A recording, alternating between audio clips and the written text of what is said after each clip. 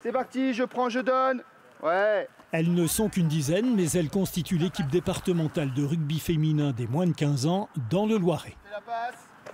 Elles viennent d'Orléans, de Pithiviers ou de villages proches et ont déjà des rêves de gloire en tête. Le rêve de porter le maillot de cette sélection française, 4e de la Coupe du Monde disputée le mois dernier en Angleterre. Les petites Loiretaines ont toutes suivi la compétition à la télé et elles en redemandent.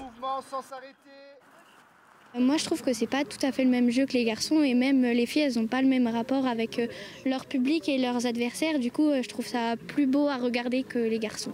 C'est intéressant parce qu'en fait, on voit le niveau des filles et ça passe pas souvent, donc il faut les regarder quand ça passe. Le rugby, c'est un sport pour tout le monde. Il n'y a pas que les gars, il y a aussi les filles. C'est pas parce que les garçons ils ont peut-être plus de puissance que les filles n'ont pas le droit d'en faire parce qu'elles ont tous les droits aussi. C'est des filles qui pratiquent depuis quelques années, certaines. La Ligue de rugby régionale accompagne ce souhait de féminisation de la discipline.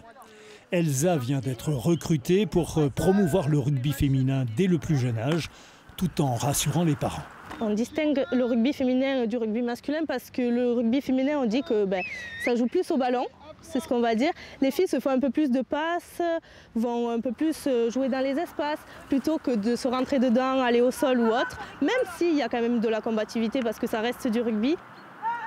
En ce début de saison, les filles peuvent venir jusqu'à décembre sans acheter de licence, simplement afin de tester leur appétence pour le rugby.